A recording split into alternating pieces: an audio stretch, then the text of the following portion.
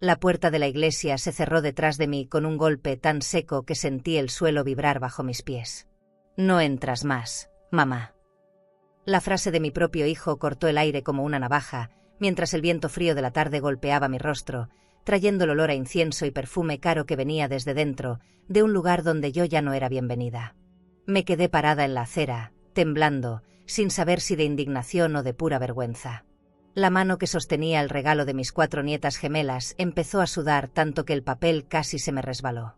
Detrás de mí, los autos pasaban despacio, como si el mundo entero hubiera decidido presenciar mi humillación.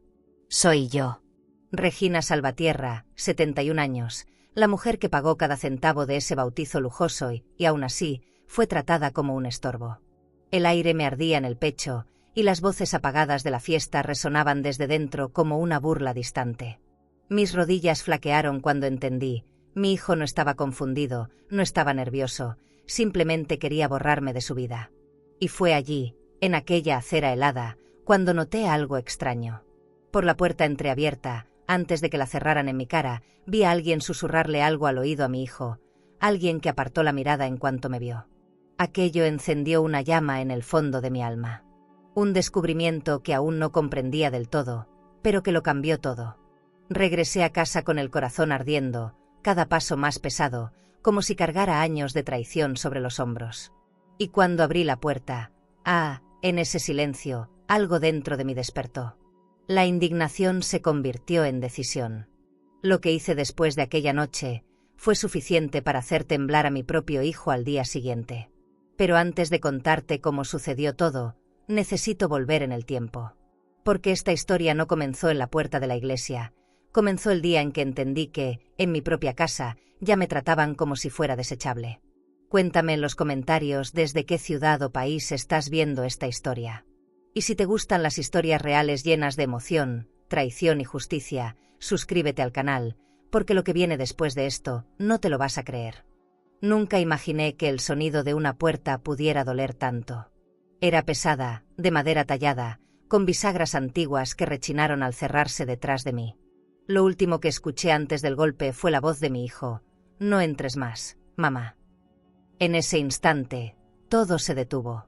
El eco del órgano, los murmullos elegantes, el murmullo de los invitados vestidos con trajes de diseñador, todo se volvió una burla lejana. Sentí como el perfume caro de las mujeres se mezclaba con el incienso, y por primera vez en mi vida quise desaparecer. Me quedé inmóvil, con el regalo de las niñas en las manos, envuelto en papel de satén color marfil. Los coches pasaban frente a la iglesia, los niños corrían jugando, y yo solo podía mirar mis zapatos. Me temblaban las rodillas, no por el frío, sino por la vergüenza. Detrás del portón, oía risas y copas chocando. A través de la rendija, alcancé a ver los reflejos del candelabro de cristal sobre los vestidos de seda de mis nietas. Todo lo que brillaba allá dentro había salido de mis cuentas, de mis ahorros, de mis años de costura silenciosa. El corazón me latía con tanta fuerza que creí que se iba a oír por encima del canto del coro. No entendía por qué Esteban hacía eso. Habíamos hablado del bautizo durante semanas. Él me pidió ayuda, me dijo que no podría cubrir todos los gastos. Pagué el salón, el catering, la decoración de flores importadas, incluso la limusina que los llevó hasta la iglesia. Pero allí estaba yo, en la calle, con la dignidad hecha trizas y la certeza de que algo se había quebrado para siempre. Cerré los ojos unos segundos para contener el llanto, pero fue inútil. Las lágrimas me corrían por las mejillas y sentí el sabor amargo de la traición. No era la primera vez que Esteban me hería, pero sí la más pública, la más cruel. Pensé en mis nietas, en cómo algún día escucharían esta historia. Me dolía imaginar que él podría decirles que su abuela no quiso entrar. Si supieran la verdad, si vieran lo que vi antes de que cerraran la puerta, entenderían por qué esa imagen me perseguiría toda la vida. Porque antes de que me dejaran afuera, vi algo. Fue un instante, pero bastó. Una mujer desconocida se inclinó hacia Esteban y le susurró algo al oído. Él cambió el gesto, endureció la mirada y me señaló con un leve movimiento de cabeza. Luego vino la frase: «Fue ella». No sé quién era, ni qué le dijo, pero el modo en que me evitó la mirada al verme fue suficiente para despertar algo oscuro dentro de mí. No era simple enojo, Era una mezcla de humillación, miedo y una claridad que me heló la sangre. No dije nada. Ni un reproche, ni una súplica. Caminé hasta la esquina, sosteniendo el regalo que ya no tenía destino, y esperé un taxi. Mientras avanzábamos por las calles empedradas de Segovia, el reflejo del sol en los escaparates de las joyerías me cegaba. Pensé en todo lo que había sacrificado por él, mis años, mis manos desgastadas, mis noches sin dormir para pagar su carrera, sus viajes, su auto. Todo lo había hecho creyendo que el amor se paga con amor. ¡Qué ingenua fui! Al llegar a casa, el silencio fue más violento que la expulsión. Dejé el bolso sobre la mesa del comedor, aún perfumada por el ambientador caro que compré la semana anterior. Me quedé de pie, mirando los muebles impecables, las cortinas de lino, los retratos familiares enmarcados con gusto. Era un escenario de lujo vacío, un museo sin alma. Sentí que mi propia casa me observaba con pena, como si también ella supiera que algo se había roto más allá de lo material. Me senté en el sillón de terciopelo Borgoña y respiré hondo. No lloré más. No valía la pena. Lo que sentía no era tristeza, era algo más fuerte, más frío. Era la certeza de que ya no me quedaba nada que perder. En ese instante recordé algo que Esteban dijo una vez, cuando le firmé los papeles para usar mi cuenta conjunta. Eres mi ángel, mamá. Confío plenamente en ti. Irónico. Había usado mi confianza para borrarme de su vida. Encendí una vela en el centro de la mesa. La llama oscilaba, proyectando sombras en las paredes. Fue ahí, mirando ese fuego diminuto, cuando tomé la primera decisión. Si me había arrojado a la calle como si fuera una extraña, tendría que aprender qué significa perder de verdad. Y si esa mujer del susurro creía que podía manipular a mi hijo, estaba a punto de descubrir lo que soy capaz de hacer cuando me subestiman. Esa noche dormí poco. Despertaba con el sonido de la puerta cerrándose una y otra vez en mi cabeza. A veces veía el rostro de Esteban niño, con los ojos grandes, llamándome mamá con ternura. Otras, solo el adulto que me dio la espalda. Entre esos dos rostros había un abismo. Y en ese abismo, algo dentro de mí comenzó a moverse, lento, decidido. No lo sabía todavía, pero esa herida sería mi fuerza. Esa noche, cuando regresé de la iglesia, el aire dentro de mi casa tenía otro peso. No sé cómo explicarlo, como si todo el lujo que la llenaba se hubiera convertido en una especie de manto frío. Caminé descalza por el suelo de mármol, ese que había mandado pulir el año pasado, y cada paso resonaba como un reproche. Las lámparas encendidas proyectaban destellos sobre los muebles, pero ya no brillaban igual. Ni la alfombra de lana italiana, ni las cortinas de lino, ni el espejo del recibidor. Todo parecía observarme en silencio, juzgando mi ingenuidad. Dejé el bolso de cuero sobre la consola y me quedé mirando el retrato de Esteban con las niñas, tomado durante un viaje que les regalé a Marbella. La sonrisa de mi hijo en esa foto era tan luminosa, tan convincente, que por un momento me engañé creyendo que aún existía ese amor. Pero ya no. Esa sonrisa era parte del teatro, de la vida que yo misma le financié. Recordé cada transferencia, cada cuenta conjunta, cada pago que hice sin preguntar. Y me di cuenta de algo que me atravesó el alma. Nunca fue gratitud lo que él sintió, fue costumbre. Encendí el viejo tocadiscos que siempre llenaba la casa con boleros. La aguja chirrió, como si también se negara a cantar para mí. En la cocina, la vajilla de porcelana seguía ordenada en los estantes, y el aroma del perfume francés que solía usar todavía flotaba en el aire. Era el olor de mis días buenos, de la mujer que creía tener una familia sólida. Me serví una copa de vino, no por placer, sino por necesidad. Tenía que ahogar el temblor de las manos, la sensación de que mi vida entera acababa de perder sentido. No podía dormir. Me levantaba una y otra vez, revisando las ventanas grandes del salón, como si esperara verlo llegar. ¿Vendría a disculparse? ¿A explicarse? No. Ni un mensaje, ni una llamada. Nada. El silencio era tan absoluto que me asustó. Era como si la casa hubiera aprendido a guardar secretos. En la penumbra, el reloj marcó las 2 de la mañana, y con cada tic-tac sentía como algo en mí se endurecía, se volvía piedra. Ya no era la madre herida. Era la mujer que estaba despertando. Subí las escaleras lentamente. Al pasar por el cuarto de huéspedes, vi sobre la cama los sobres del banco donde guardaba mis comprobantes de pago. Abrí uno por instinto. Estaban todos los recibos del bautizo: el salón, el catering, el fotógrafo, el florista, el hotel boutique donde se hospedaron algunos invitados. Casi 30.000 euros. Todo a mi nombre. Fue ahí donde lo entendí. Si todo estaba a mi nombre, entonces aún tenía poder. No emocional, sino real. Dinero, documentos, propiedad. Una chispa de dignidad entre tanto desprecio. Me senté frente al escritorio y saqué una libreta de tapa dura. Escribí en la primera hoja: a partir de hoy, nada se paga sin mi permiso. Lo escribí con calma, pero sentí como esa frase tenía peso. Era mi declaración de independencia. Cerré los ojos y respiré. La cabeza me daba vueltas entre recuerdos: las veces que lo salvé de sus deudas, las excusas que acepté para no hacerlo sentir menos. Todo ese esfuerzo me había dejado vacía.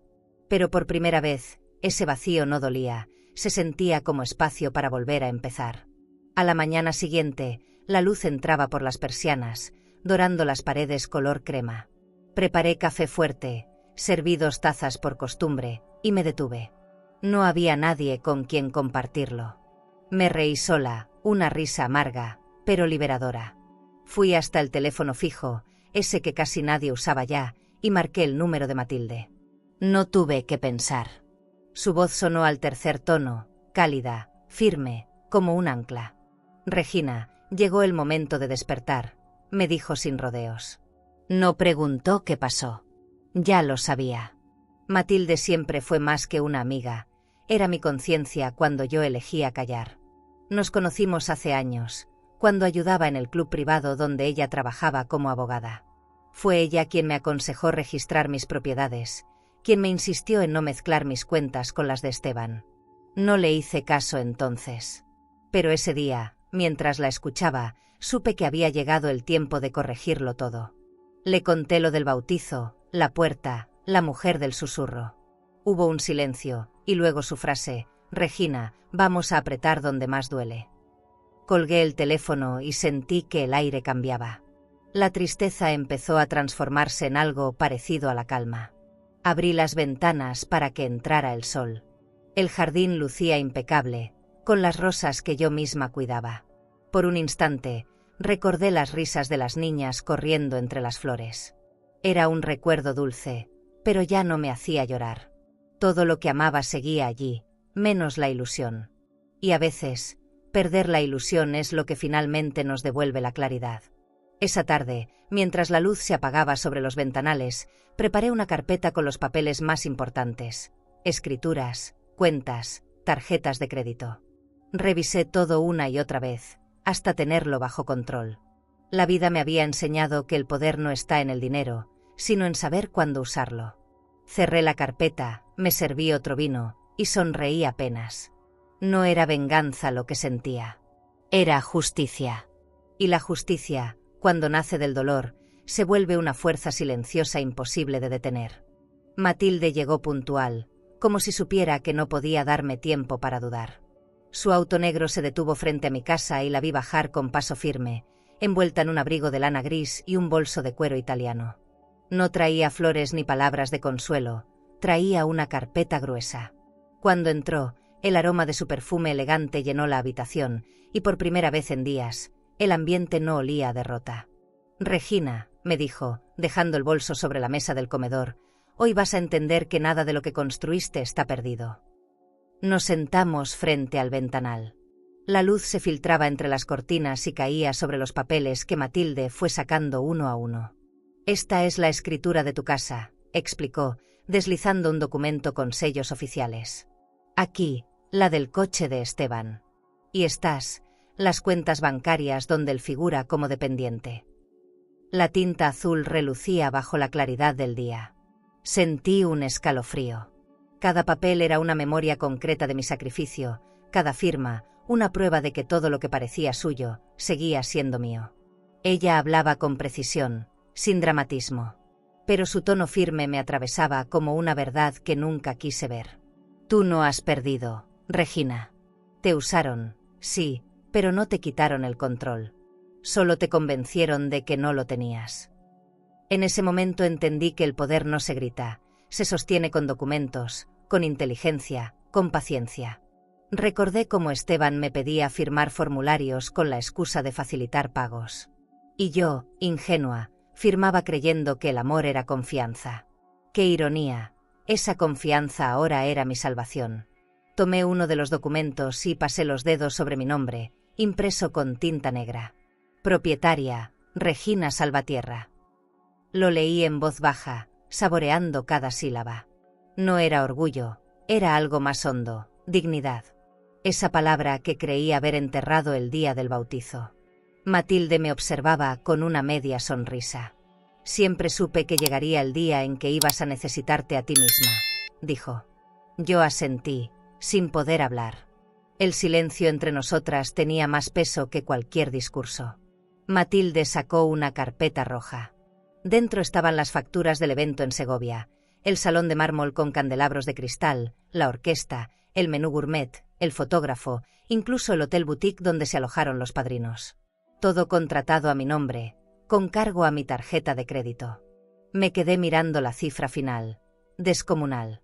Aún no se ha cobrado, Regina, dijo ella. Está programado para esta semana. Si decides cancelarlo, la ruina cae sobre ellos. Sentí el corazón latir con fuerza. Por primera vez, el poder estaba en mis manos, no en las suyas. Le pedí a Matilde que me dejara los documentos y se sirviera café. Mientras ella se movía por la cocina, el sonido de las tazas me devolvió un poco de calma. La observé y me di cuenta de lo diferente que éramos. Ella siempre supo decir no, mientras yo siempre dije sí. Sin embargo, en ese instante, nuestras vidas se cruzaban en el punto exacto donde la compasión termina y empieza la justicia. ¿Y si me arrepiento después?, pregunté. Matilde sonrió con ternura. Te vas a arrepentir más si no haces nada. Tomé el contrato del bautizo y lo sostuve entre mis manos. El papel olía a tinta fresca, a lujo vacío, a soberbia. Pensé en Lorena, en sus comentarios sobre mi ropa sencilla, en su perfume que llenaba los salones. Todo lo que ella presumía existía porque yo lo pagaba. Me pregunté en qué momento dejé que confundieran mi generosidad con debilidad. No hay cosa más peligrosa que una mujer que abre los ojos tarde, pero los abre para siempre. En ese momento lo supe. Ese documento no era una factura. Era mi punto de partida.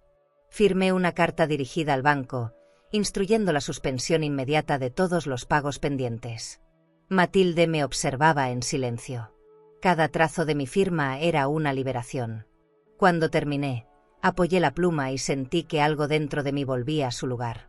No era venganza, era equilibrio. Me recosté en la silla, miré a Matilde y dije con voz firme, ahora que la puerta se cerró para mí, que se cierre también para ellos. Ella asintió, y en su mirada había algo parecido al respeto. El resto del día lo pasamos revisando mis cuentas, cancelando autorizaciones, retirando fondos compartidos. Todo con precisión quirúrgica. Cada número, cada documento, era un ladrillo reconstruyendo mi propio muro de seguridad. Me sorprendió lo sereno que me sentía. No había culpa, solo claridad. Esa paz que llega cuando una mujer se da cuenta de que no necesita pedir permiso para existir. Me dolió pensar que Esteban nunca entendería el amor que hay en un límite, pero ya no era mi responsabilidad enseñárselo. Cuando Matilde se fue, la casa volvió a quedar en silencio, pero ya no era un silencio de abandono, sino de decisión. Guardé las carpetas en el cajón del escritorio, cerré con llave y me miré en el espejo del pasillo. La mujer reflejada no era la misma. Había perdido mucho, sí, pero había recuperado lo más valioso, el respeto por sí misma. Al caer la noche, me serví una copa de vino y pensé en lo que vendría.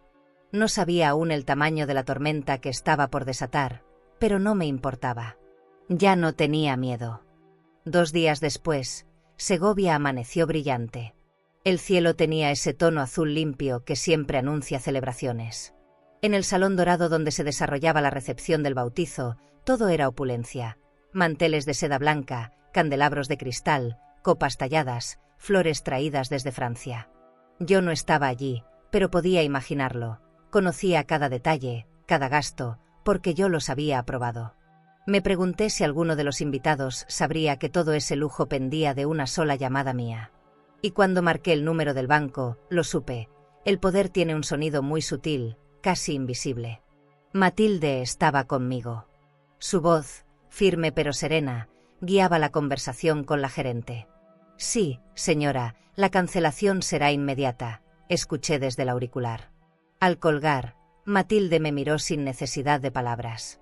En ese gesto silencioso comprendí que ya no había marcha atrás. El contrato del salón, del banquete, de la música y de las habitaciones del Hotel Boutique, todo quedaba sin efecto. Por dentro, sentí un leve temblor, no de culpa, sino de vértigo. Era la primera vez que hacía algo solo para mí, no para complacer. A la misma hora, en el salón, los invitados alzaban copas de champán y el maestro de ceremonias daba un discurso que nadie recordaría. Lorena posaba para las fotos con su sonrisa impecable y el maquillaje perfecto. Esteban, vestido con traje oscuro y corbata de seda, fingía calma. Pero el primer signo del desastre fue pequeño. El camarero que se acercó con paso nervioso hasta la mesa principal. Señor, su tarjeta fue rechazada.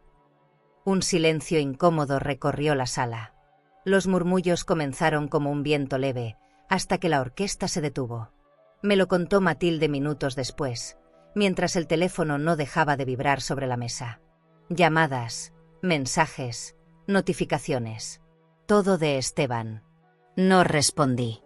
El sonido de su nombre en la pantalla me resultaba ajeno. En cambio, abrí la ventana y dejé que el aire de la tarde entrara. Afuera, el cielo empezaba a teñirse de dorado, y una parte de mí deseó poder estar allí para ver sus rostros, no por venganza, sino para confirmar que finalmente entendían lo que nunca quise explicar con palabras. El amor no se compra. Ni con tarjetas, ni con banquetes. Matilde seguía atenta al teléfono. Siguen llamando del salón, dijo. Yo asentí con calma. Recordé la sensación del mármol frío bajo mis pies el día en que me echaron. Recordé la voz de Esteban al decirme no entres más. Y sentí que cada segundo de esa humillación encontraba ahora su respuesta exacta. No había gritos, ni violencia, ni venganza teatral. Era un ajuste natural, un equilibrio. Lo que se construye sobre la soberbia siempre termina cayendo por su propio peso. Lo que yo estaba haciendo no era castigo. Era cierre. En Segovia, los proveedores comenzaron a exigir pagos inmediatos. El buffet detuvo el servicio, los meseros se agruparon confundidos, la orquesta se negó a tocar. La elegancia se desmoronó con el mismo ritmo con que yo había sido expulsada. Lorena, dicen, gritaba mi nombre, acusándome. Esteban intentó salir del salón, pero los fotógrafos ya lo rodeaban. Todo lo que había querido mostrar al mundo, su estatus, su familia perfecta, su vida de apariencias, se convertía en una escena de vergüenza pública. Una lección que ni yo ni él olvidaremos jamás. Cuando por fin atendí una de sus llamadas, el sonido de su voz fue un torbellino. ¿Qué hiciste, mamá? Nos arruinaste. Lo escuché sin interrumpirlo. Dejé que su desesperación se agotara sola. Yo no arruiné nada, Esteban, respondí con calma. Solo dejé de pagar tus mentiras. Y colgué. Me temblaban las manos, pero no de miedo. Era la adrenalina de quien por fin se atreve a romper la cadena. Cerré los ojos y respiré hondo. Afuera, el viento movía las cortinas, como si la casa celebrara en silencio conmigo. Matilde me observó con una mezcla de orgullo y tristeza. A veces hay que perder todo para recuperar la dignidad, murmuró. Me quedé pensando en esas palabras mientras servía café en mis tazas de porcelana. No quise brindar por nada, pero sí agradecer. Agradecer el dolor, porque fue el único maestro que me enseñó quién era realmente. Cuando el teléfono volvió a sonar, lo apagué. Por primera vez en mucho tiempo, el silencio no me pesó. Era un silencio limpio, como el aire después de una tormenta. Más tarde, supe que el vídeo del desastre corría por las redes sociales.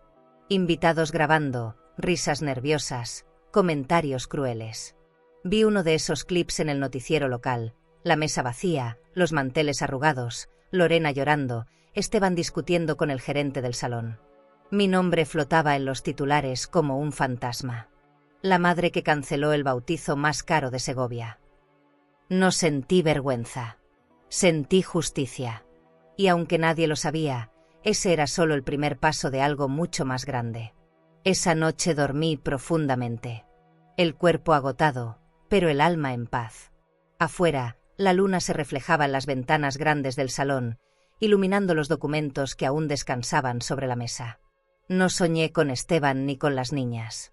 Soñé conmigo, caminando sola, sin miedo, con el perfume de la libertad en la piel. Al despertar, supe que el silencio del día siguiente sería distinto.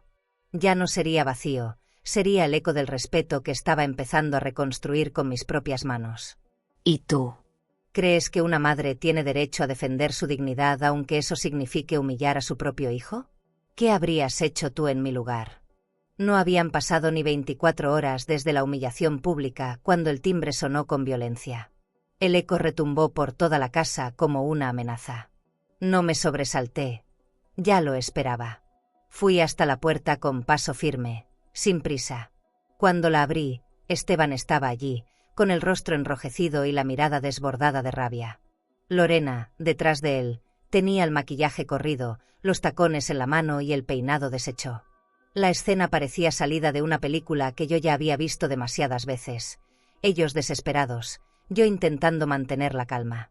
Entraron sin pedir permiso. El perfume empalagoso de Lorena llenó el aire, mezclándose con el olor a café recién hecho que venía de la cocina. «¿Qué hiciste, mamá?», gritó Esteban, golpeando la mesa con la mano. Su voz quebrada me recordó al niño que alguna vez fue, pero su tono no tenía inocencia. Era soberbia herida. Yo no respondí enseguida.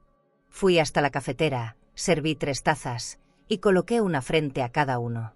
En silencio. El sonido de la porcelana al chocar con la mesa fue mi única respuesta durante varios segundos. Lorena me miraba como si fuera una enemiga. Sus joyas brillaban incluso bajo la luz tenue del comedor, un recordatorio de todo lo que mi dinero había comprado. Arruinaste el bautizo, la reputación de Esteban, la nuestra, dijo con voz temblorosa. Nos dejaste en ridículo frente a todos. La observé un instante.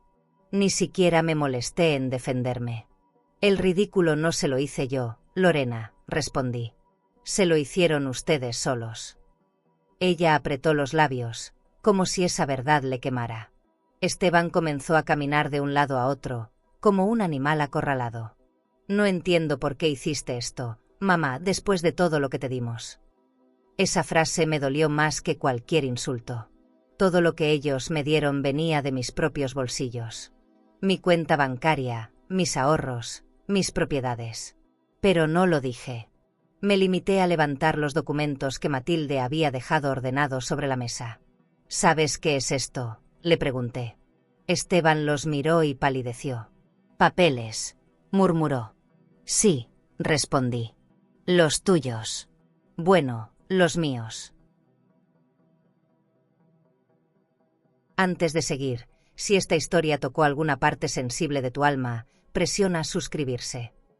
Aquí compartimos relatos que sanan, que reconfortan y que nos recuerdan que no estamos solas. Acompáñanos en este camino de fuerza y verdad. El silencio que siguió fue tan pesado que podía oír el tic-tac del reloj del salón. Esteban tomó el primer documento con manos temblorosas. Leyó mi nombre en cada hoja, escrituras, pólizas, cuentas. La verdad se desplegaba ante él como un espejo imposible de ignorar. Esto no puede ser, susurró. Sí puede, dije con calma. Siempre fue así. Solo que preferiste no verlo. Vi cómo la rabia se le transformaba en miedo. Esa mezcla exacta que tantas veces sentí yo cuando creí perderlo. Lorena intervino, alzando la voz. Esto es abuso, Regina. No tienes derecho a quitarnos lo que es nuestro. Me reí, pero no con burla, sino con cansancio. No les quité nada. Solo dejé de regalarlo. La miré directamente a los ojos. La diferencia entre tener y merecer es más grande de lo que imaginas. Ella quiso replicar, pero su voz se quebró. Esteban, en cambio, guardó silencio. Sabía que cualquier palabra suya podía destruir el poco orgullo que le quedaba.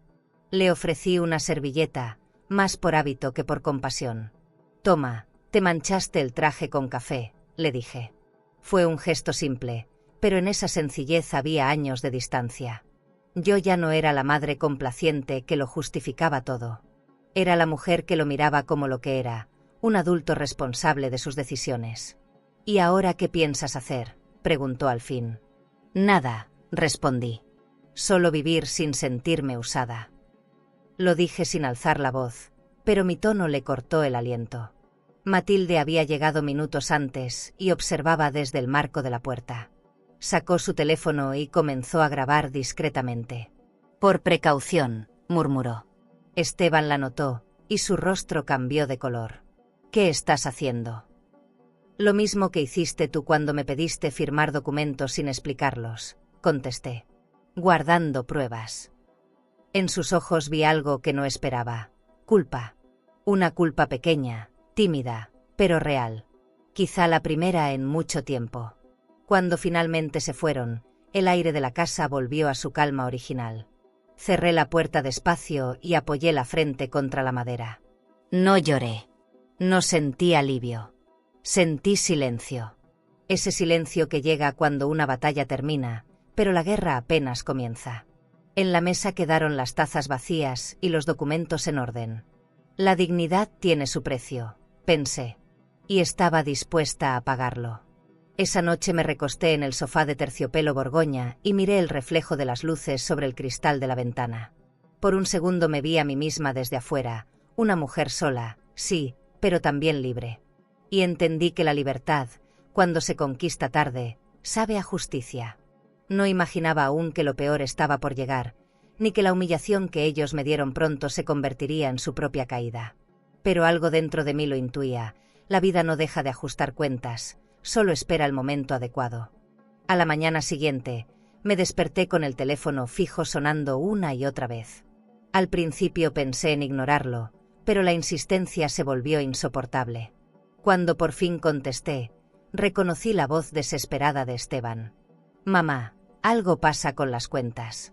No puedo sacar dinero. Su tono mezclaba nervios y soberbia, como si aún creyera que todo era un malentendido. Lo escuché sin decir palabra. Quería que pronunciara cada frase, que sintiera en la garganta la ansiedad que tantas veces me provocó a mí con sus exigencias. Colgué sin explicaciones. Sabía exactamente lo que estaba ocurriendo. El banco había ejecutado la suspensión de todas las cuentas conjuntas y tarjetas adicionales. El movimiento había sido limpio, legal y definitivo. Caminé por la casa con el auricular aún en la mano, respirando hondo, saboreando una calma nueva. Las luces del comedor iluminaban los documentos que dejé sobre la mesa la noche anterior. No sentí culpa. Sentí orden. Después de años de caos emocional, por fin la balanza empezaba a equilibrarse. Al mediodía, Lorena me envió una nota de voz. Su tono era venenoso. Regina, esto se va a saber. Nos hiciste pasar vergüenza y ahora nos estás dejando sin nada. ¿Qué clase de madre hace eso? Sonreí sin responder. Caminé hasta el jardín, donde el olor de las rosas se mezclaba con la fragancia del jabón caro que uso para lavar mis manos.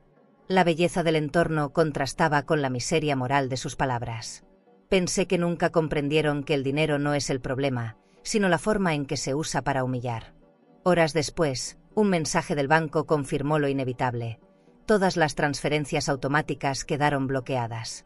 La escuela de las niñas, el auto de lujo, el mantenimiento del club privado, incluso las suscripciones del spa de Lorena. Todo dependía de mis fondos. Me serví café en una taza de porcelana y me quedé mirando el vapor. Cada sorbo era una forma de despedirme del miedo. El poder no estaba en el dinero, estaba en decidir cuándo y cómo detenerlo. Esa fue la lección más cara que aprendí. Por la tarde, Matilde llegó sin avisar. Traía el rostro sereno, pero sus ojos tenían ese brillo de quien sabe que algo grande está por desmoronarse. Esteban llamó a mi oficina. Me dijo. Quiso pedirme que reactivara las cuentas a tu nombre. Dijo que tú estás confundida. Sentí una punzada en el estómago. Era el primer intento de manipulación formal. No esperaba menos, respondí, sirviéndole té. Matilde soltó una risa corta. Los hombres se asustan cuando las mujeres entienden de finanzas. Esa noche, mientras revisaba mis correos, vi uno del banco con el resumen de movimientos. Cada línea contaba una historia: cenas en restaurantes elegantes, reservas de hotel, compras de joyas. Todo cargado a mi cuenta. Era como leer un diario de mi propia ingenuidad.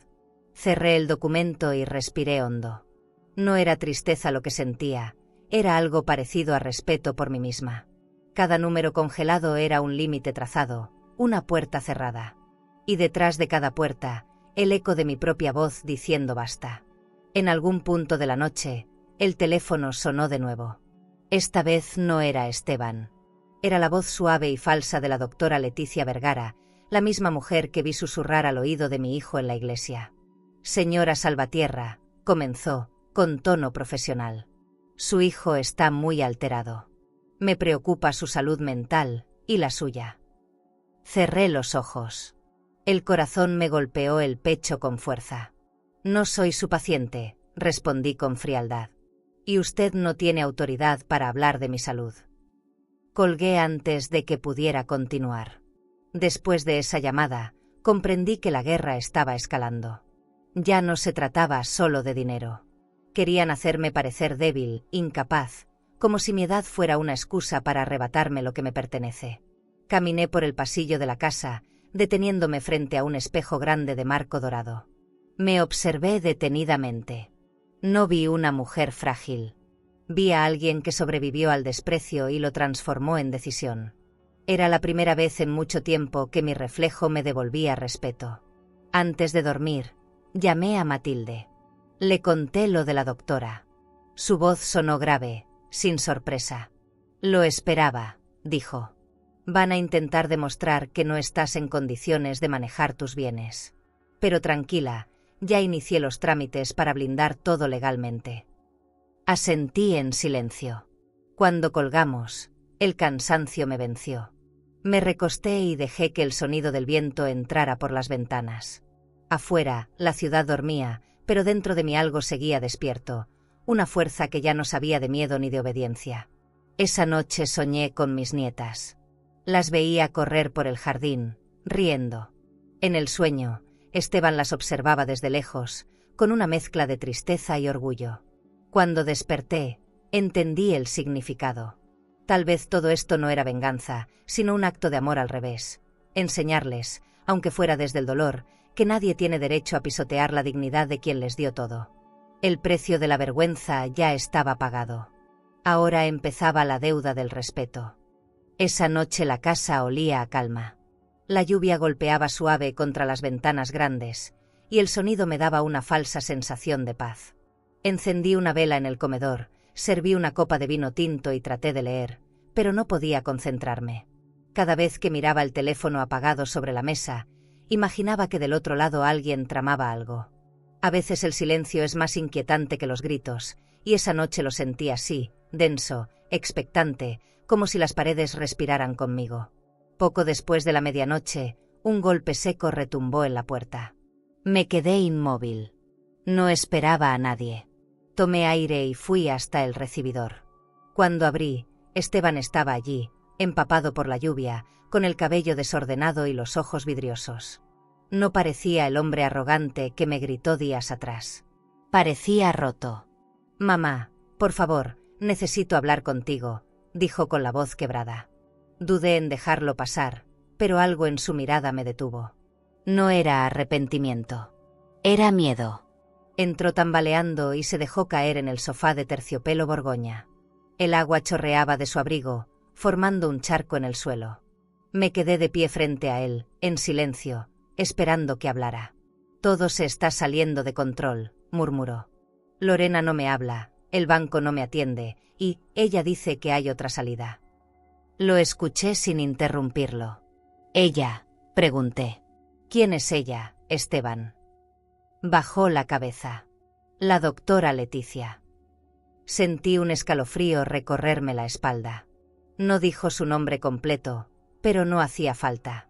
Supe de inmediato que hablaba de la mujer del susurro, la misma que lo había convencido de humillarme el día del bautizo. «¿Qué te dijo?», insistí. Esteban respiró hondo, como quien se prepara para una confesión. Dice que puede ayudarte, que puede declarar que ya no estás en condiciones de manejar tus cosas, que si firmo algunos papeles, podremos recuperar todo. Cada palabra me golpeó como un puñal. Por un segundo creí que no había oído bien. Incapaz, repetí en voz baja. Esteban evitó mi mirada. Se frotaba las manos, nervioso, como un niño atrapado en una mentira. No quiero hacerlo, mamá, pero ella dice que es la única forma. Sentí que el aire me faltaba. Caminé hasta la ventana, tratando de entender.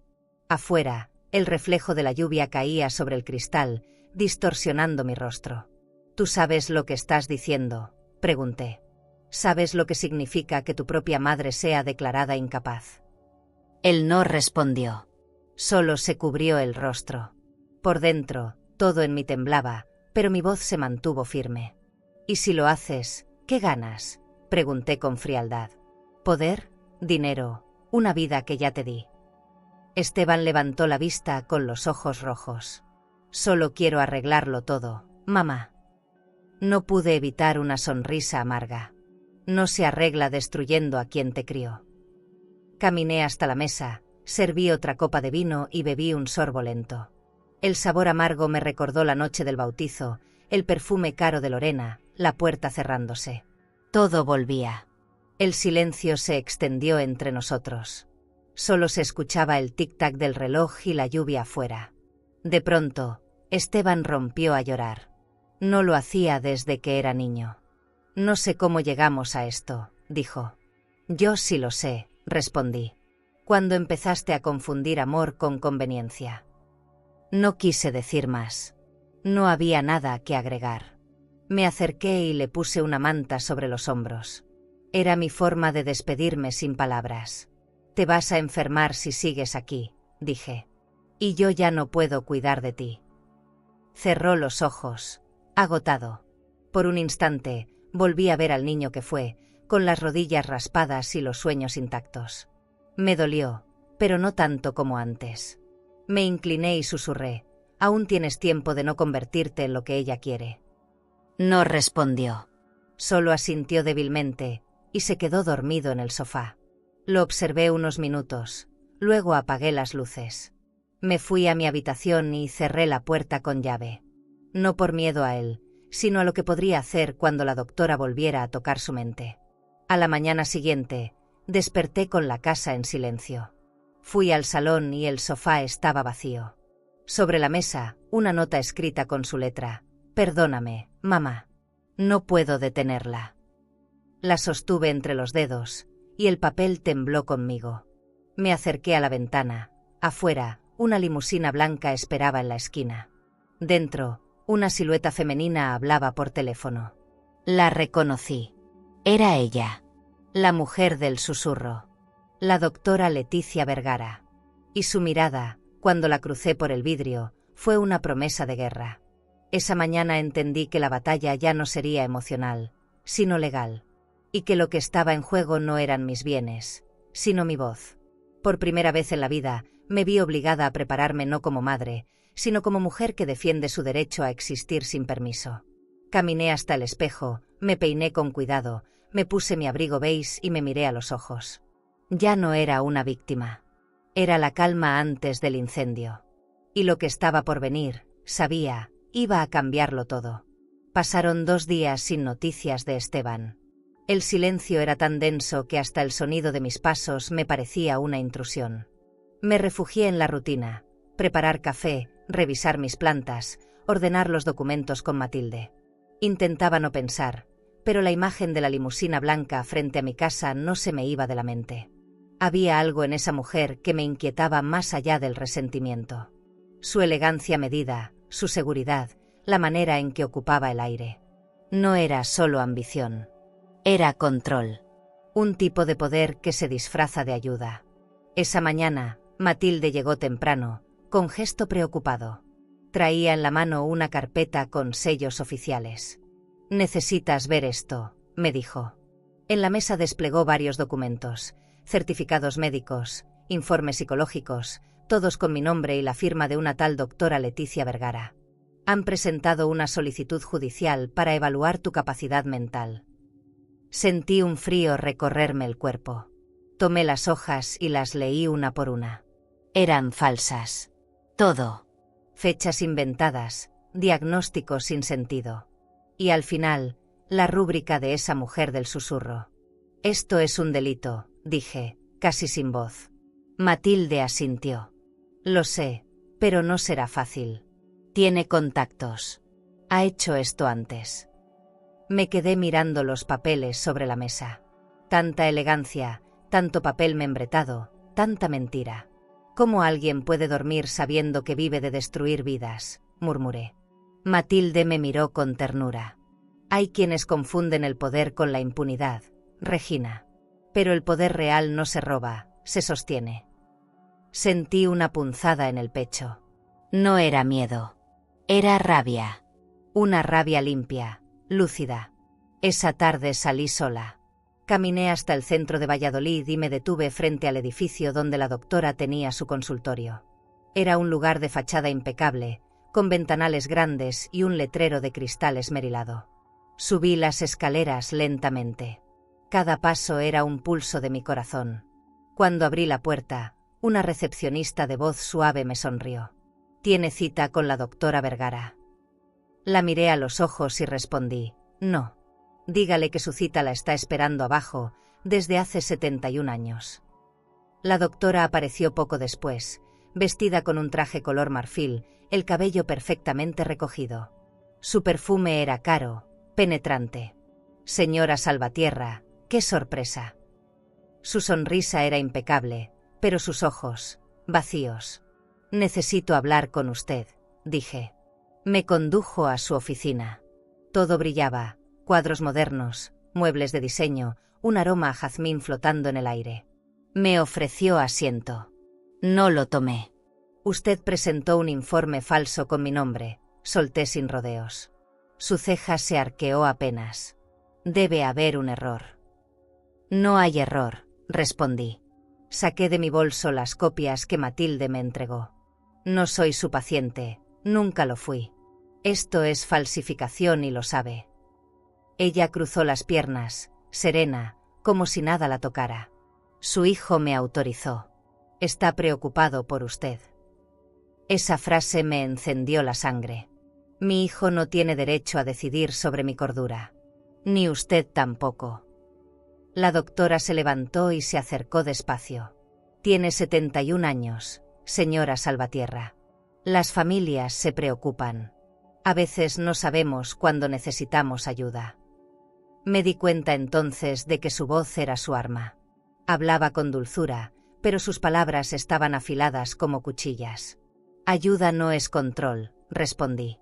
«Y cuidado no es sometimiento». Caminé hacia la puerta, pero antes de salir me giré. «Usted eligió mal a su víctima. No soy una anciana indefensa. Soy la mujer que pagó todo lo que mi hijo presume». Su rostro se tensó apenas, lo suficiente para confirmar lo que sospechaba. Tenía miedo de que la enfrentara en público. Cerré la puerta sin despedirme. Al regresar a casa, encontré a Matilde esperándome con un gesto entre admiración y preocupación. «¿Fuiste a verla?» Asentí. «No vuelvas sola, Regina. Gente así no perdona las humillaciones».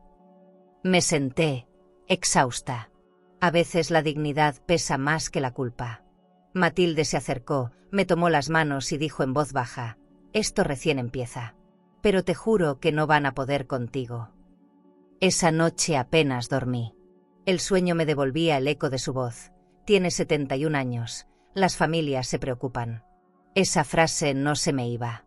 A la mañana siguiente, desperté con la sensación de que alguien había estado dentro de mi casa. Nada estaba fuera de lugar, pero el aire olía distinto. Fui hasta el estudio. Los cajones estaban abiertos. No faltaba nada, pero sobre el escritorio había una nota escrita con tinta roja. «Cuídese, señora Salvatierra. Hay límites». Sentí un nudo en la garganta. Ya no era una guerra fría. Era una advertencia. Cerré la nota dentro de una carpeta y llamé a Matilde. «Empieza el juego sucio», le dije. «Y yo también sé jugar». Mientras hablábamos, el sol entraba por las cortinas, iluminando los documentos que me rodeaban. Cada hoja, cada número, cada firma eran mi escudo. Matilde me pidió calma. Todo se puede revertir, pero necesitamos pruebas. Colgué y me quedé mirando por la ventana. El reflejo del cristal me devolvía una versión de mí misma que ya no reconocía del todo. Más fuerte, más fría, pero también más consciente. No sabía aún que lo peor estaba por venir. Solo sabía que no iba a rendirme. Nunca más. ¿Y tú? ¿Perdonarías a un hijo que planea declararte incapaz solo por ambición? ¿O crees que hay traiciones que no tienen regreso? Desde el día en que encontré aquella nota, el aire en mi casa cambió. Ya no era el mismo silencio tranquilo de antes, era un silencio que vigilaba, que escuchaba. Cada vez que pasaba por el pasillo, sentía que alguien estaba al otro lado de las ventanas grandes. Las cortinas ya no me protegían, parecían una frontera débil. Intenté convencerme de que era solo mi imaginación, pero el instinto de una madre nunca se equivoca. Cuando una presencia te observa, lo sabes. Se siente en la piel, como un aliento ajeno. Esa mañana, Matilde me llamó desde su oficina. Su tono era más tenso que de costumbre. Regina, no salgas sola estos días. Acabo de recibir información. La doctora Vergara contrató a un investigador privado. Dicen que ronda tu barrio. Me quedé helada. Miré por la ventana. Frente a mi casa, estacionado desde hacía horas, un coche negro brillaba bajo el sol. No tenía placas visibles. Detrás del parabrisas, el reflejo de unos lentes oscuros. Era la confirmación que no necesitaba. El miedo no fue lo primero que sentí. Fue ira. Me senté en la sala y observé mi entorno con otros ojos. Los muebles impecables, las flores frescas, la mesa de mármol, todo ese lujo que tanto cuidé ahora parecía una trampa. Un escenario demasiado perfecto para esconder el acecho. Encendí la televisión solo para llenar el aire con ruido. El sonido de las noticias me resultó lejano, irrelevante. No quería saber del mundo, quería entender el mío. Caminé hasta la puerta principal, miré por la mirilla. El coche seguía allí, inmóvil, paciente. Como si esperara que yo cediera primero. Tomé mi bolso de cuero y salí sin pensarlo demasiado. Caminé directo hacia el coche, bajo el sol de la tarde. Pude ver al hombre dentro, traje oscuro, rostro sereno, un cigarro entre los dedos. Golpeé la ventana con firmeza. ¿Busca algo?, pregunté. No respondió. Solo sonrió, esa sonrisa neutra que tienen los que se creen intocables. Bonita casa, señora Salvatierra, dijo por fin. Su voz era calmada, educada. Y luego encendió el motor y se fue. Me quedé en la acera, con el corazón latiendo en la garganta. No era una amenaza. Era un mensaje. Esa noche, revisé cada cerradura, cada ventana. Volví a mirar el jardín, las sombras que se movían entre las plantas. Encendí todas las luces, como si la claridad pudiera ahuyentar lo invisible. No pude dormir. En la madrugada, escuché un clic metálico. Me levanté en silencio. En la puerta del estudio había un sobre. Adentro, una foto tomada desde afuera, yo, leyendo junto al ventanal. Al reverso, una frase escrita con tinta negra: no está sola, aunque crea que sí. Sentí el cuerpo helarse. Llamé a Matilde de inmediato. Cuando llegó, el amanecer apenas despuntaba. Revisó la foto sin decir palabra. Luego la guardó en una carpeta. Esto cambia las cosas, dijo. Esto ya no es intimidación legal, es acoso. Su voz se volvió más profesional, más fría. La vi hacer llamadas, anotar números, coordinar pasos. Me sorprendió lo poco que me temblaban las manos. Supongo que cuando ya te han quitado casi todo, el miedo también se desgasta. Lo que queda es una claridad que asusta. Una calma peligrosa. Al mediodía, fuimos a la comisaría de Valladolid. El oficial que nos atendió escuchó con atención, aunque noté cierta incredulidad en su mirada. Una foto y un coche en la puerta no son delito, señora, dijo con una sonrisa mecánica. Matilde se adelantó. Lo será cuando la toque. Y cuando eso pase, su nombre estará en la denuncia. El policía bajó la vista y firmó el reporte. De regreso a casa, el sol se reflejaba en los cristales de los edificios. Todo brillaba con esa luz engañosa que solo tiene la calma antes de la tormenta. Esa tarde, decidí dejar de esconderme. Llamé a una agencia de seguridad privada y contraté cámaras nuevas. Instalé una en la entrada, otra en el jardín, otra frente al portón. Mientras los técnicos trabajaban, yo preparaba café.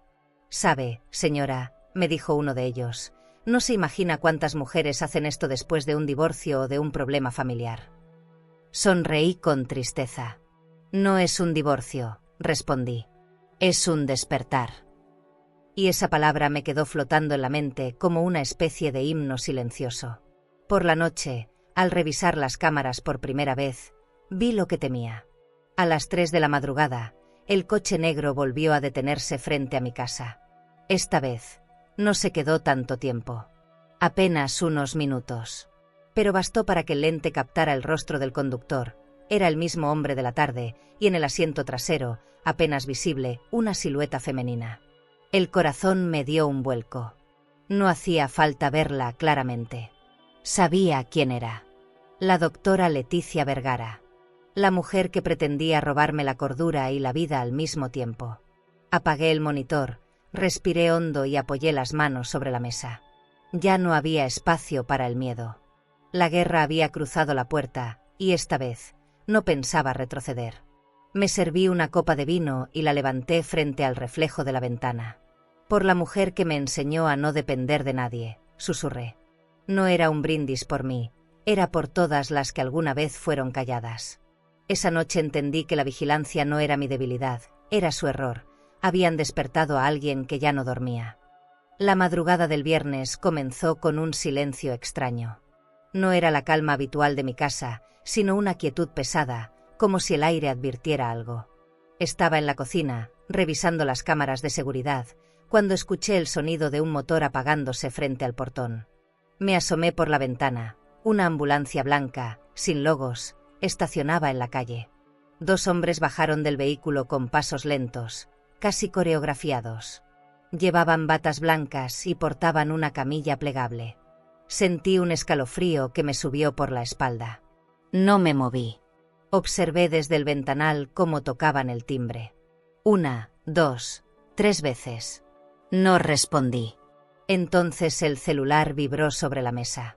Era un número desconocido. Dudé en contestar, pero lo hice. «Señora Salvatierra, somos del servicio médico privado. Venimos por usted». Mi respiración se detuvo. «Por mí. No he pedido ningún servicio». Del otro lado, silencio. Luego, una voz que reconocí al instante, la doctora Leticia Vergara. «No se asuste, Regina. Es solo un traslado de evaluación. Todo será más fácil si coopera». La indignación me devolvió la fuerza. «¿Qué clase de monstruo se atreve a esto?», grité. Colgué y apagué el teléfono. Corrí hacia el pasillo y tomé el pequeño dispositivo que Matilde me había dejado días antes, una grabadora activada por voz. La encendí y la dejé sobre la mesa. No sabía hasta dónde llegarían, pero necesitaba registrar cada segundo. El timbre volvió a sonar, esta vez más insistente. Golpes, pasos. Luego, una voz masculina. «Señora, tenemos orden judicial». Esa frase, dicha con tanta frialdad, fue la chispa que encendió algo en mí. Respiré hondo y abrí la puerta apenas unos centímetros. «Muéstrenme la orden», dije. Uno de los hombres extendió un documento plastificado. Lo tomé con cuidado y lo observé. Era falso.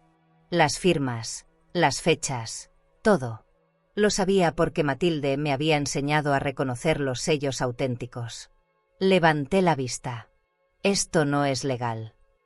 El hombre intentó empujar la puerta, pero la cerré de golpe y eché el cerrojo.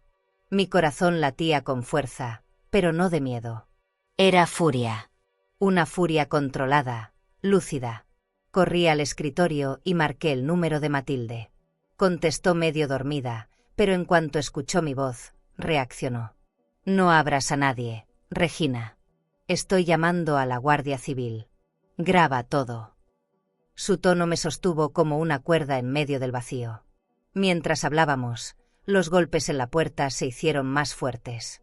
Desde afuera escuché la voz de Leticia, tranquila, casi maternal. No hagas esto más difícil, Regina. Nadie quiere lastimarte. Su serenidad me revolvió el estómago. Sabía que, para ella, todo esto era un trámite más. En el interior de la casa, la luz parpadeó.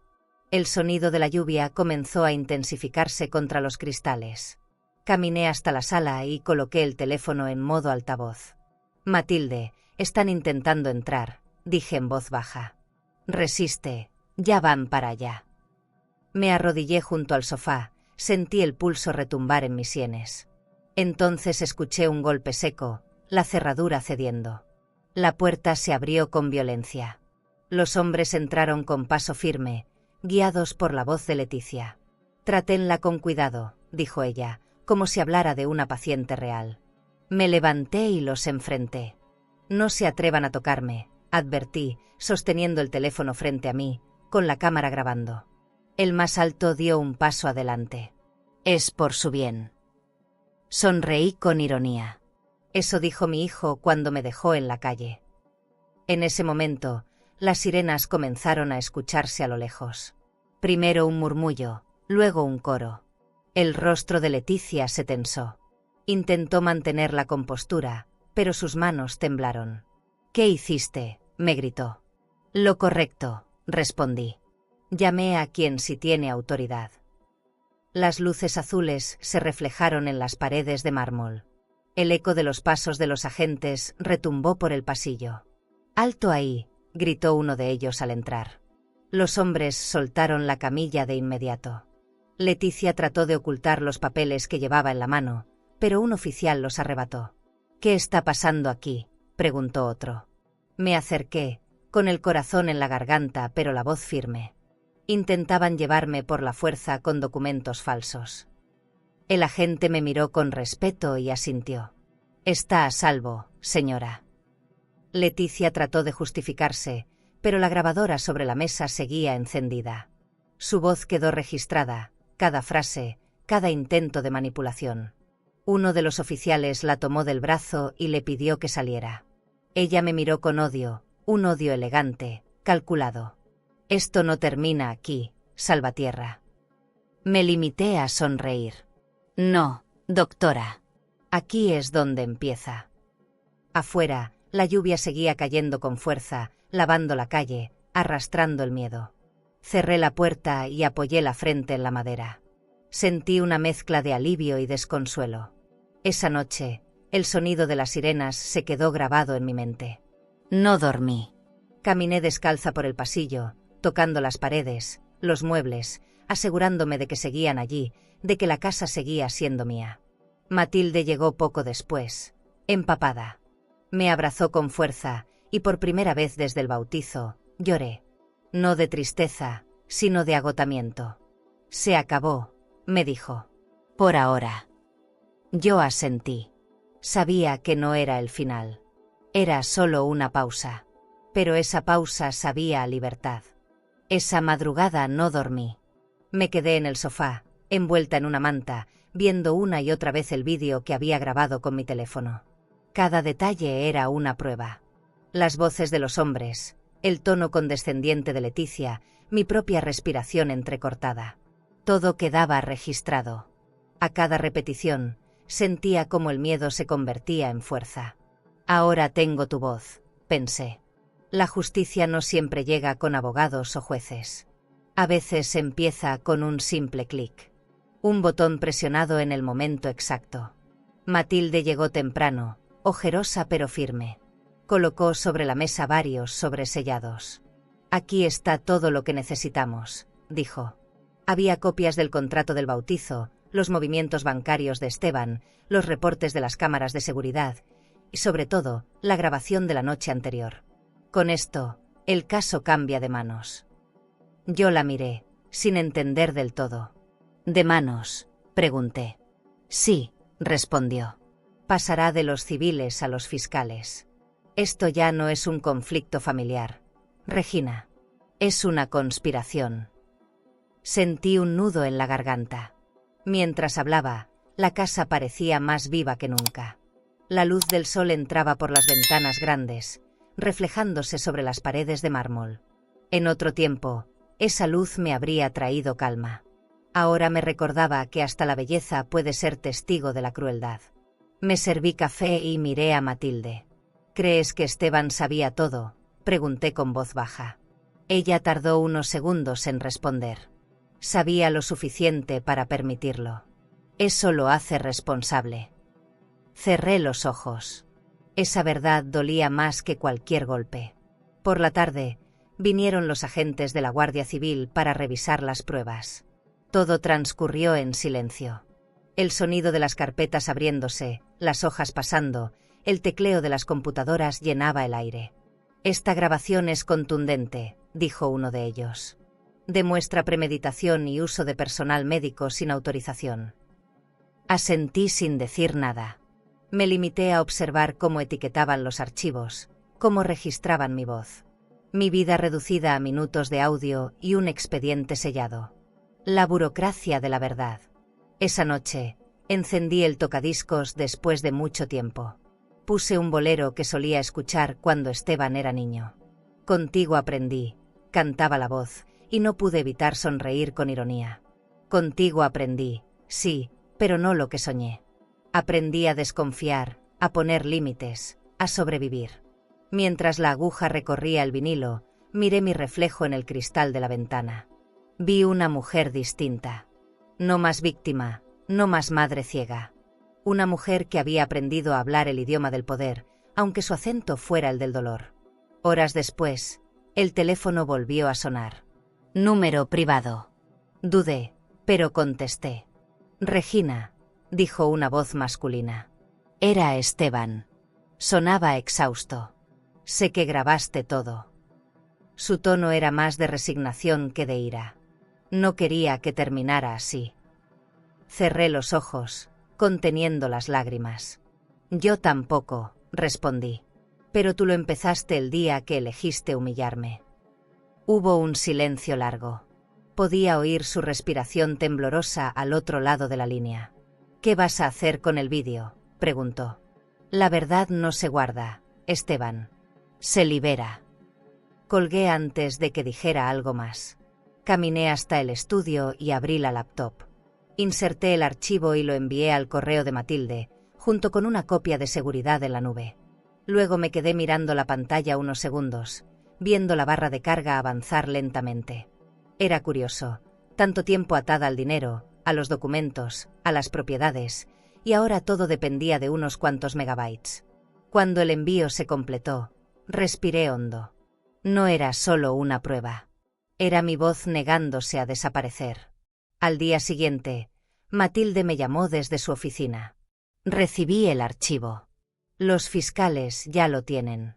La doctora Vergara será citada en las próximas horas. Su tono tenía una mezcla de satisfacción y cautela. Pero prepárate, Regina. Van a intentar ensuciarte, desacreditarte, usar tu edad, tu historia. No esperes piedad. La escuché en silencio. No la necesito, respondí. Lo único que quiero es respeto. Esa frase salió de mi boca sin esfuerzo. Sonó natural, firme, como si siempre hubiera estado esperando ser pronunciada.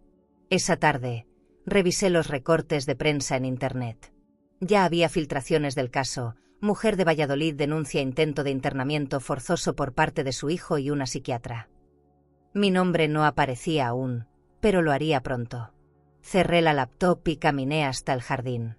Las rosas estaban en flor, y su aroma me recordó que, incluso en medio del escándalo, la vida sigue creciendo. Me prometí que, sin importar lo que dijeran, nadie volvería a hablar por mí. Mi historia, al fin, tenía mi voz. Al caer la noche, Matilde regresó. Traía una sonrisa cansada. «¿Te das cuenta de lo que hiciste?», me dijo. «Les diste una lección que ni el dinero ni los títulos pueden comprar. La dignidad». Me abrazó fuerte. En ese momento comprendí que todo lo que había perdido era nada comparado con lo que había recuperado. Me miré en el espejo del pasillo, y al ver mi reflejo, supe que esa mujer frente a mí ya no temía las consecuencias. Temía más al silencio, y ese, al fin, había terminado. La mañana de la audiencia amaneció gris. El cielo sobre Valladolid tenía ese color de ceniza que precede a los cambios grandes.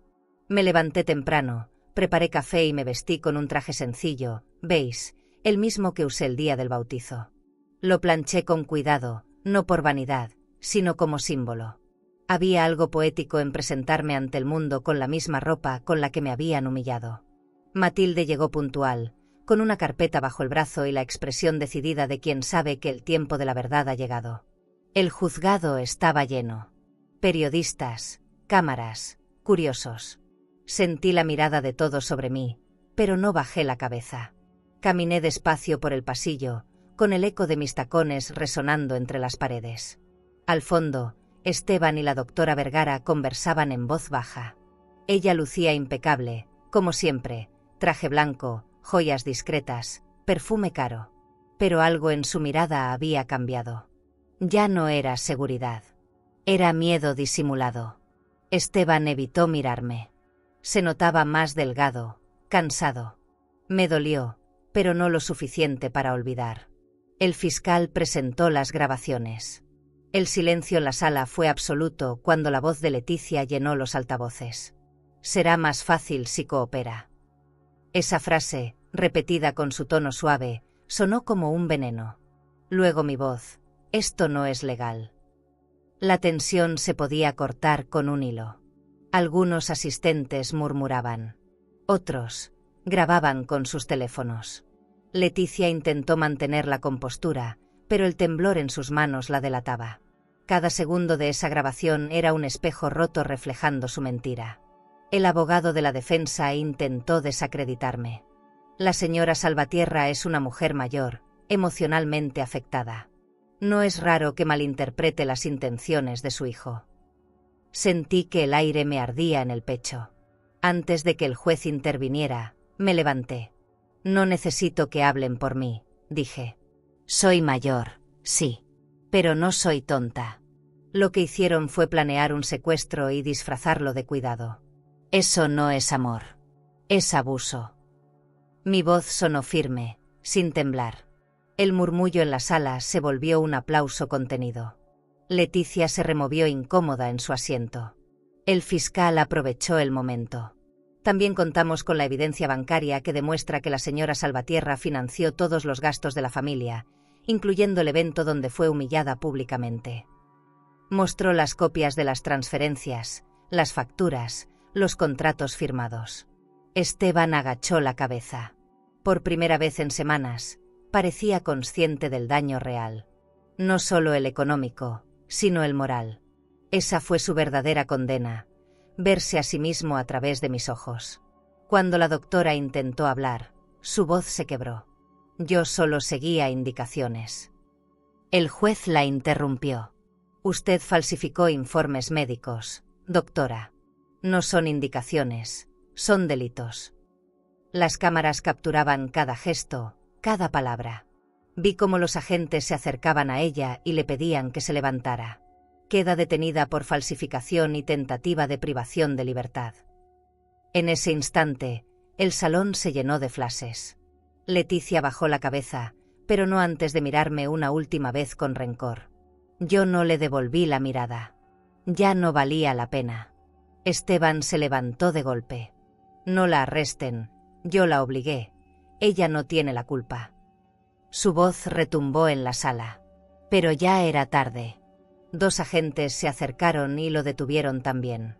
Intentó resistirse, pero el juez fue implacable. Señor Salvatierra, usted es cómplice. Lo vi temblar, con las manos esposadas, y por un momento, algo dentro de mí se quebró. No porque fuera mi hijo, sino porque entendí que todo lo que hice fue inevitable. El amor, cuando no tiene límites, se convierte en su propio verdugo. Al salir del tribunal, los periodistas me rodearon. ¿Qué siente, señora Salvatierra?, preguntó uno. Venganza, triunfo. Sonreí apenas. Ninguna de las dos, respondí. Siento justicia. Y eso, créame, no sabe a gloria. Sabe a paz. Caminé hasta el coche junto a Matilde. El aire olía a lluvia. En el cielo, las nubes empezaban a abrirse, dejando pasar un rayo de sol. No sé si era una señal o simple coincidencia, pero por primera vez en mucho tiempo, respiré sin peso. Esa tarde, el vídeo de la audiencia se volvió viral. La madre que grabó a su hijo intentando declararla incapaz. Los titulares se repetían en todos los portales. Algunos me llamaban valiente, otros cruel. No respondí a ninguno. Apagué el teléfono y salí al jardín. Me quité los zapatos y caminé descalza sobre la hierba húmeda. La tierra fría bajo mis pies me devolvía a lo esencial. No necesitaba más. Ya no. Lo material, lo visible, había perdido sentido. Solo quedaba mi historia, desnuda y libre. Esa noche, mientras la ciudad dormía, encendí una vela frente a la ventana. Miré la llama y pensé en todas las madres que callan por miedo, por vergüenza o por amor. Tal vez yo hablé por ellas también. La luz titilaba, reflejándose en el vidrio como una promesa. Sonreí levemente. No sabía qué vendría después, pero sí sabía algo. Mi silencio ya no formaba parte de mi herencia. Lo que dejaba atrás no eran bienes, era ejemplo. ¿Y tú? ¿Crees que el amor de una madre debería tener límites? ¿Hasta dónde llegarías tú para que tu propio hijo aprenda una lección? Los días siguientes al juicio fueron un torbellino. Mi nombre estaba en todos lados: periódicos, noticieros, redes sociales. Regina Salvatierra, la madre que se enfrentó a su propio hijo. Algunos me llamaban heroína, otros, monstruo. Al principio, me dolía leer los comentarios, pero después entendí que ya no podía controlar lo que el mundo pensaba. La verdad, cuando sale a la luz, pertenece a todos. Lo único que me importaba era que, por primera vez, se escuchaba mi versión. Sin intermediarios. Sin culpas inventadas. La casa volvió a llenarse de flores. Desconocidos me enviaban cartas, mujeres mayores, hijas, incluso jóvenes que me decían que mi historia las había hecho reflexionar. Las colocaba sobre la mesa del comedor, una al lado de otra, como pequeñas pruebas de humanidad. Cada palabra era un bálsamo silencioso sobre mis heridas. A veces me quedaba horas leyendo, con el té tibio en la mano y el sol entrando por las ventanas grandes. Pensaba en cómo algo tan doloroso podía convertirse en inspiración para otros. Tal vez el propósito del dolor sea ese, multiplicarse en conciencia. Matilde venía todos los días, más como amiga que como abogada. Revisábamos las notificaciones legales, los comunicados de prensa, los correos de los periodistas. «Quieren entrevistarte en televisión», me dijo una mañana. Dudé. No me interesaba la fama, pero tampoco el silencio. «Habla, Regina», insistió ella. «Las historias cambian el mundo cuando se cuentan». Esa frase me acompañó durante horas. Por la noche, acepté. No para defenderme, sino para honrarme.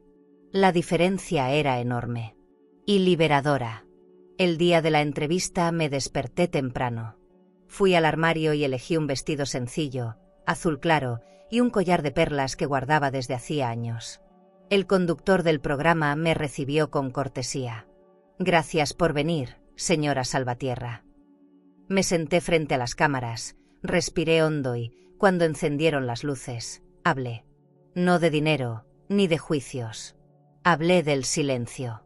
De lo que significa amar tanto que uno se vuelve invisible. De cómo el respeto, una vez perdido, cuesta toda una vida recuperarlo. La sala entera quedó en silencio. Esa noche, el vídeo se viralizó. «La dignidad no tiene edad», era el título más compartido. Vi fragmentos en televisión, en plataformas, incluso en programas de debate. Algunos analizaban mis palabras, otros las distorsionaban. Pero algo me llamó la atención: las cámaras mostraban el brillo de mis ojos, no mis lágrimas. No querían una víctima, querían una mujer viva. Y eso, paradójicamente, era lo que más me conmovía. Después de tanto dolor, me convertí en prueba de resistencia.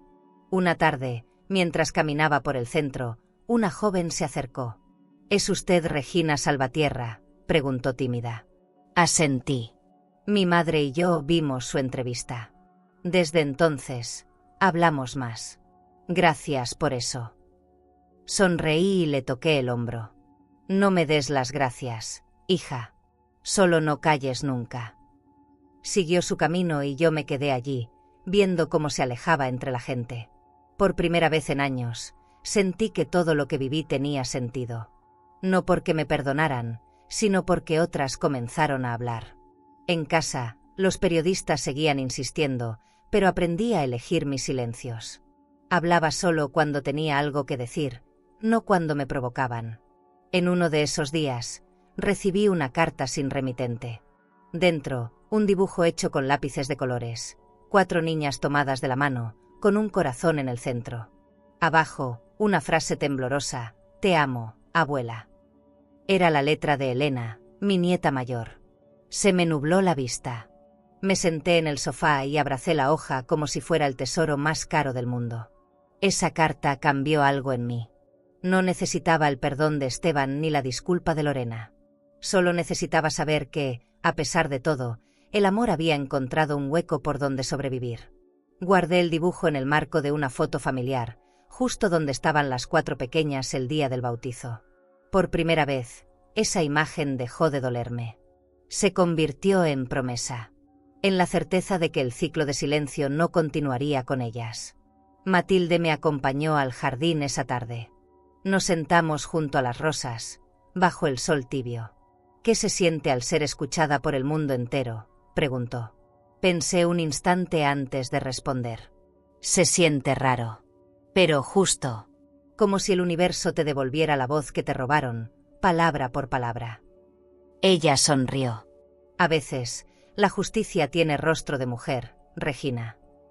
Miré el cielo, las nubes moviéndose lentas, y supe que tenía razón. A veces la justicia no grita. Susurra. Y cuando lo hace, nadie la puede callar. Esa noche, antes de dormir, encendí el televisor. En un canal local transmitían un reportaje sobre mi historia. Había música suave de fondo y una frase que me estremeció: la mujer que convirtió la humillación en dignidad. No lloré. Solo apagué la luz y me quedé a oscuras, escuchando mi respiración. Por primera vez en mucho tiempo, me dormí sin miedo al amanecer. Porque al fin entendí algo que me costó 71 años aprender. El silencio también puede tener un final feliz. El juicio final se celebró en una sala pequeña, sin cámaras, sin público. Solo los implicados, los abogados y un silencio tan espeso que parecía contener años de resentimiento. Cuando el juez entró, todos se pusieron de pie. Yo lo hice despacio, sosteniéndome en el respaldo de la silla. No por debilidad, sino por respeto. Frente a mí, Esteban y Lorena evitaban mirarme. Ella vestía de negro, sin maquillaje, con los ojos hinchados. Él, con el rostro apagado, parecía otra persona. Una que ya no sabía fingir. El juez habló con voz serena, casi compasiva. Enumeró los delitos: falsificación de documentos, intento de incapacitación fraudulenta, agresión psicológica a una persona mayor. Mientras lo escuchaba, mis manos se mantuvieron firmes sobre la mesa. No temblaban. No sentí alegría ni alivio. Sentí justicia, esa palabra que no siempre trae consuelo, pero sí equilibrio. Cuando dictó sentencia, prisión para Leticia Vergara y arresto domiciliario para Esteban, la sala quedó en un silencio largo, digno. No era venganza. Era consecuencia. Lorena rompió a llorar. Intentó acercarse a mí, pero el guardia se interpuso. Por favor, solo quiero hablarle, suplicó. El juez asintió. Ella se aproximó despacio. Lo siento, Regina, murmuró. Fui cobarde. Me dejé llevar. La miré sin rencor. No me debes disculpas, Lorena. Solo asegúrate de que mis nietas crezcan sabiendo lo que es el respeto. Su voz se quebró. Lo prometo. Asentí. Era suficiente. No necesitaba más palabras. A veces el perdón no se dice, se concede en silencio. Esteban, en cambio, No habló. Permaneció inmóvil, con la mirada perdida. Cuando los agentes se lo llevaron, levantó la vista apenas. Por un instante, nuestros ojos se encontraron. Vi en él una mezcla de vergüenza y dolor. No le guardé odio, pero tampoco compasión. Le di lo único que me quedaba por darle, la responsabilidad de su propio destino. Esa fue mi última lección como madre. No con reproches, sino con distancia. Porque el amor, sin límites, deja de enseñar. Matilde me acompañó hasta la salida. Afuera, el aire olía a tierra mojada. Había llovido. El cielo se abría paso entre las nubes, y una luz dorada caía sobre los escalones del tribunal. «Se hizo justicia», dijo ella. «Sí», respondí, «pero no la que imaginaba». Me miró con curiosidad. «¿Y cuál esperabas?» Sonreí con suavidad. «La que cura, no la que castiga». Caminamos en silencio hasta su coche. La ciudad parecía más tranquila. O quizás era yo la que, por primera vez, caminaba sin peso en los hombros. Esa tarde, al llegar a casa, encendí el viejo tocadiscos. Sonaba un vals que Esteban solía escuchar de niño. Lo dejé puesto mientras preparaba té. Cada nota era un recuerdo distinto. Su risa de niño, sus preguntas, sus abrazos antes de dormir. Las lágrimas llegaron sin aviso, pero no eran de tristeza. Eran de aceptación. De entender que una madre no deja de amar, aunque ya no espere nada a cambio. Amamos, incluso cuando el amor se convierte en memoria. Días después, los periódicos publicaron la sentencia. Justicia para Regina Salvatierra. Vi mi nombre en letras grandes y sentí una mezcla de orgullo y melancolía. No por la exposición, sino por lo que significaba. Por todas las mujeres que leen en silencio, que soportan en silencio, que viven en silencio.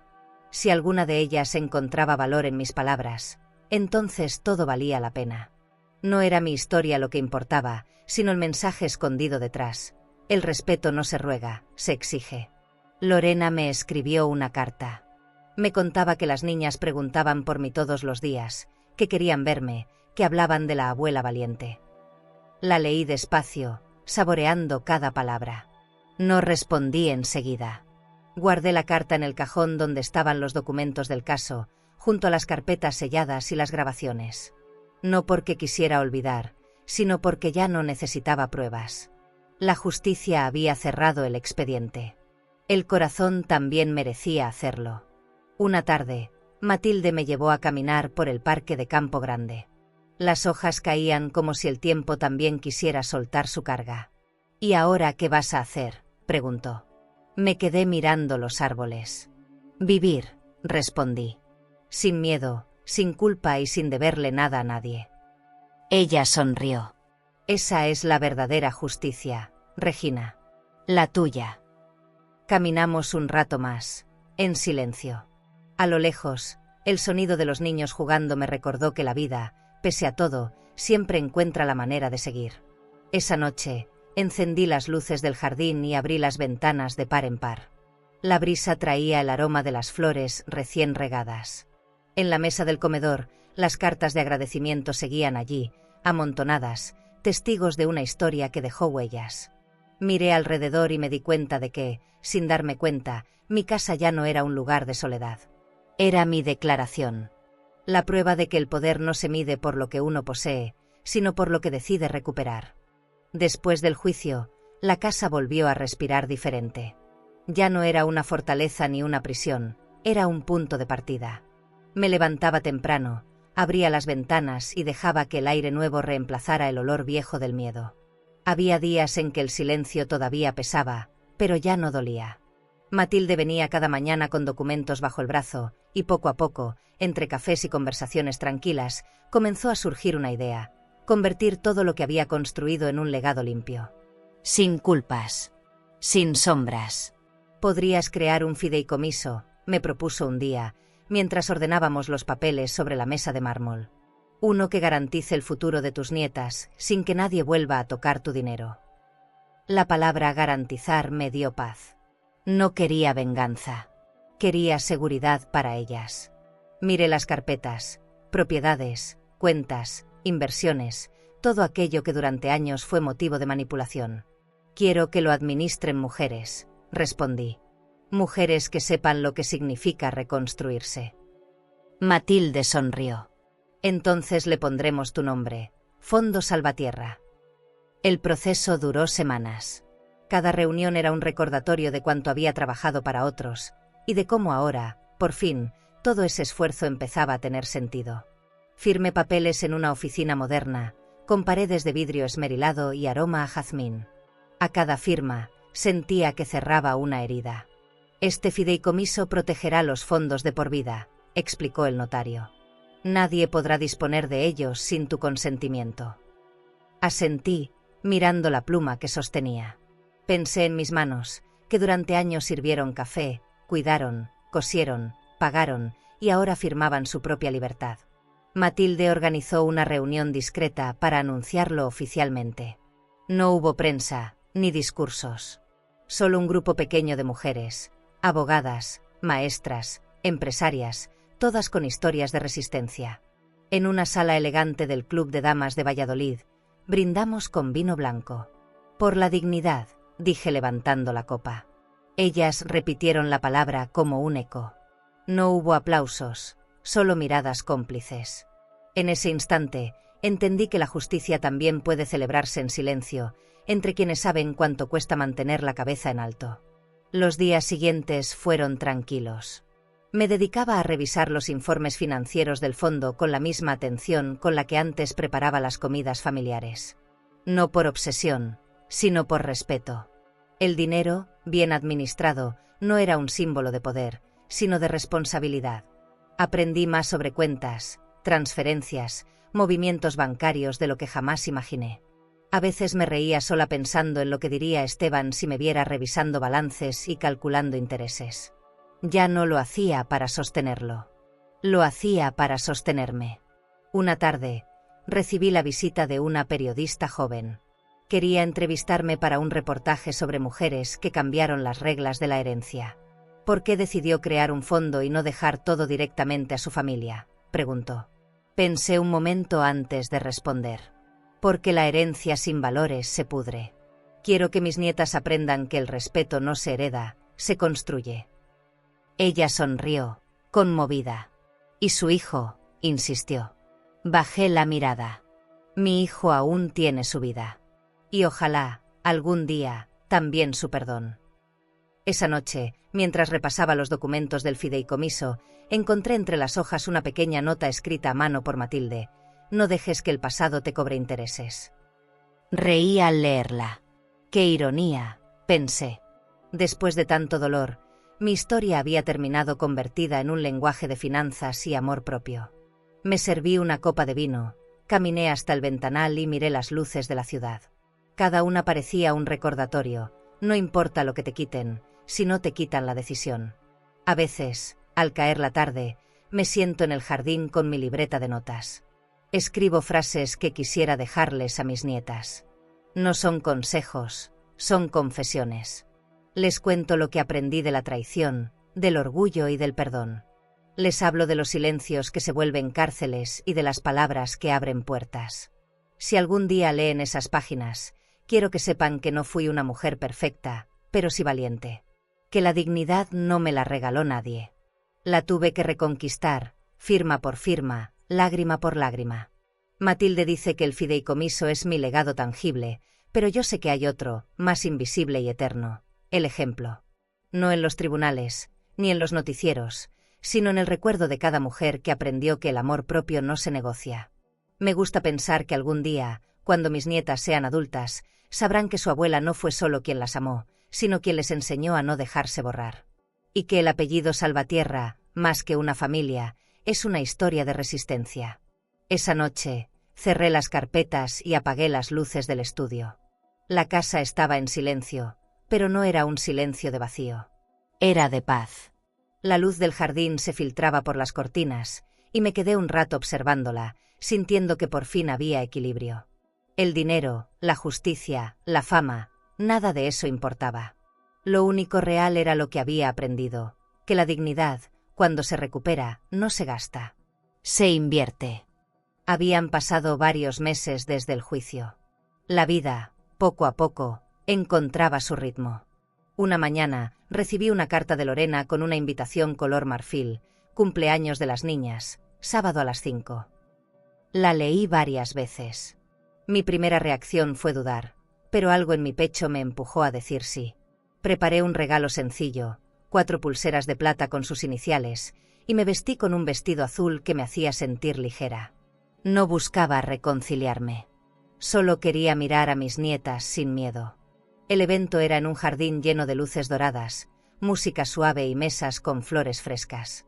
Al llegar, vi a Lorena junto a la entrada. Sus ojos estaban hinchados, pero su expresión era distinta. «Gracias por venir, Regina», dijo con voz temblorosa. Asentí.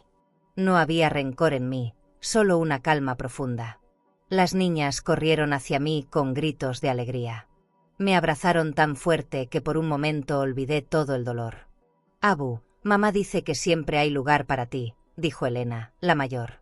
Sentí que el alma se me abría en silencio. Jugamos, reímos, bailamos. Cada risa de ellas era una pequeña reparación. Me senté bajo un árbol mientras las veía soplar las velas. 4 pequeñas velas que iluminaban más que cualquier candelabro de lujo. Pensé en cuánto tiempo había pasado desde aquel bautizo, en cómo la vida, con todos sus giros, me devolvía ahora la ternura sin condiciones. Lorena se acercó y me sirvió una copa de vino. «Gracias por venir», repitió. «Gracias por invitarme», respondí. Y por primera vez, nuestras voces no sonaron como enemigas, sino como mujeres cansadas de sufrir. Esteban no estaba. Su ausencia pesaba, pero no como antes. Tal vez la distancia era también una forma de redención. Miré al cielo y pedí que algún día pudiera sanar. No para mí, sino por ellas. Las niñas comenzaron a abrir los regalos, y cuando descubrieron las pulseras, sus ojos brillaron. «Así estaremos siempre juntas, ¿verdad, Abu?». Asentí, conteniendo las lágrimas. En ese instante entendí que no era yo quien regresaba a la familia. Era el amor, encontrando su camino de vuelta. El sol comenzó a ponerse, tiñendo el jardín con tonos naranjas y rosados. Las risas de las niñas se mezclaban con el sonido del viento entre los árboles. Me sentí en paz. Lorena se acercó otra vez y sin decir palabra, me tomó la mano. No fue un perdón explícito, pero sí una reconciliación silenciosa. A veces la vida no necesita disculpas, solo presencia. La suya bastó. Y mientras la última luz del día caía sobre nosotras, supe que algo verdaderamente nuevo estaba naciendo. Esa noche regresé a casa con el corazón liviano. Coloqué las flores que me habían dado en un jarrón y me senté frente a la ventana. Afuera, las luces de la ciudad titilaban como si el mundo también celebrara conmigo. No había música, ni aplausos, ni cámaras. Solo mi alma, quieta y agradecida. Comprendí que la paz no llega con los finales felices, sino con los finales sinceros. Y el mío, al fin, lo era. El domingo amaneció con una luz suave, casi dorada.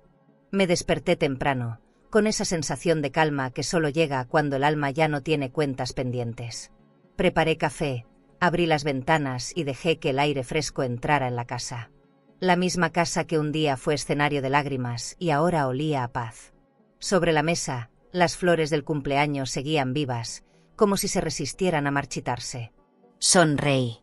Había aprendido a vivir sin esperar disculpas, pero ese día, la vida me tenía reservada una más. Un coche se detuvo frente al portón. Al mirar por la ventana, vi a Lorena y a las niñas bajando. Venían vestidas con ropa sencilla, sin artificios. Toqué mi cabello, respiré hondo y abrí la puerta antes de que tocaran el timbre. «Pasa, Lorena», dije con voz serena. Ella dudó un segundo, luego avanzó con una timidez que nunca le había visto. Las niñas corrieron a abrazarme y la casa se llenó de risas. Esa música bastó para borrar cualquier resto de resentimiento. Nos sentamos en el comedor.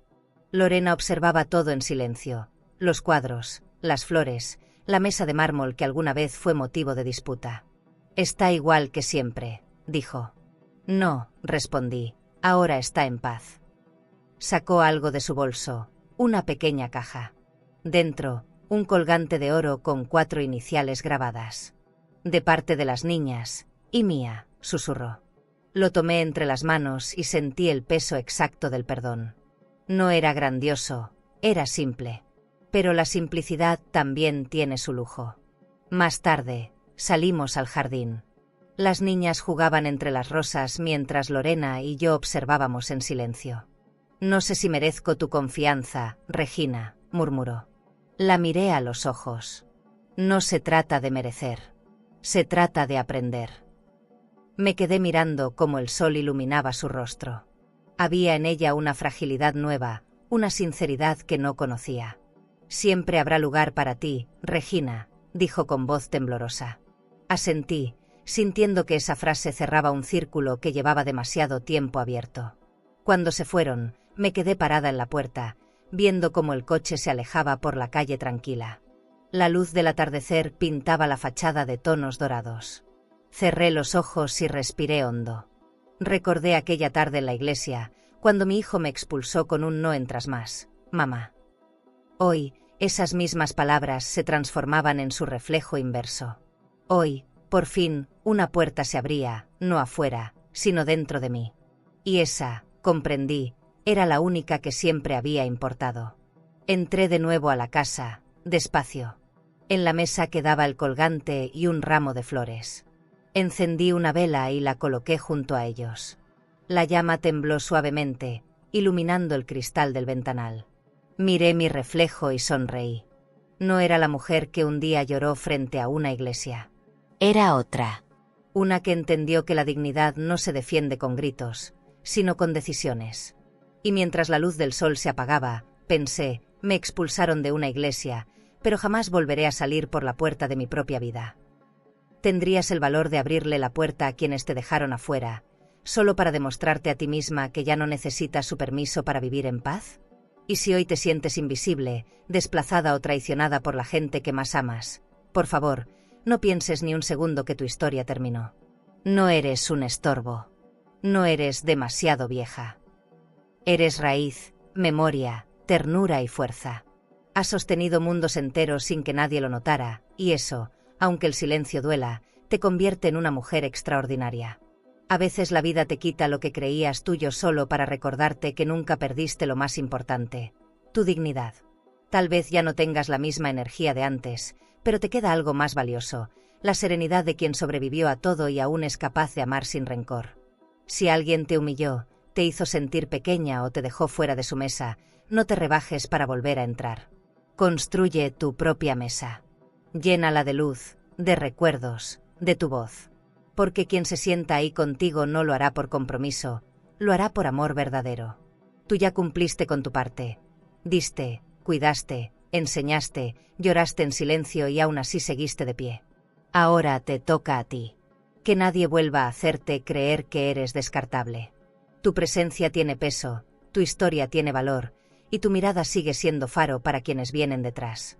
Y si esta historia tocó tu corazón, suscríbete al canal para seguir acompañándonos en relatos como este, donde las heridas se transforman en fuerza y la vida, aunque tarde, siempre devuelve la justicia a quienes supieron esperar con el alma abierta. ¿Crees que esta historia fue fuerte? Entonces no te imaginas lo que pasó cuando una mujer mayor fue humillada por su nuera al escuchar: la comida en esa nevera no es para usted. Ella no respondió con gritos, respondió con algo que dejó a todos sin palabras. Te dejaré este vídeo en la pantalla final para que lo veas ahora mismo. Haz clic y descubre la historia completa de Mi nuera me gritó: la comida en esa nevera no es para usted, porque el final no solo te sorprenderá. Te hará creer otra vez en la dignidad de una mujer herida, pero jamás vencida.